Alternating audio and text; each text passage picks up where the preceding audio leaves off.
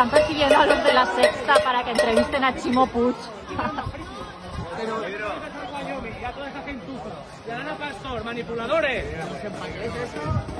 ¡Gentuza!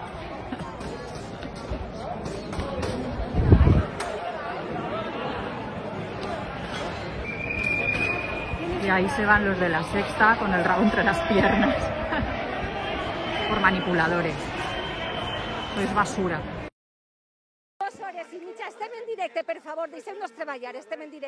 Esta agressió es produïa durant les protestes de l'hoteleria a València. Un equip d'Apunt Notícies era increpat mentre en donava informació puntual. Al darrere de l'agressió, grups d'extrema dreta que aprofiten les concentracions de sectors afectats per la pandèmia per a difondre els seus missatges. Saben que és un espai perfecte per a mostrar-se i tindre propaganda gratuïta, per una banda, i després també per a inserir els seus missatges. Fets similars també han tingut lloc a Elda, precisament durant les protestes dels hotelers.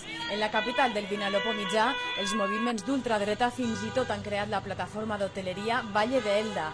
Les associacions antifeixistes ho denuncien. A raíz de eso, pues están intentando ganar adeptos, usurpando pues a lo que son realmente las verdaderas asociaciones que sí que movilizan a gran parte de este sector. Ells també publiciten aquestes accions a les seues xarxes, per tant no és difícil veure qui estava avui allà. Diverses organitzacions convocants de la protesta de València rebutgen l'agressió i asseguren no conèixer les organitzacions infiltrades, però veus expertes apunten que no és suficient. El problema és quan aquest sector, que sap que té aquesta infiltració de l'extrema dreta, no fa res per evitar-ho, no? No és la primera vegada que la ultradreta aprofita qualsevol protesta per exhibir-se. Ho hem vist a Espanya i també a Europa des de l'inici de la pandèmia.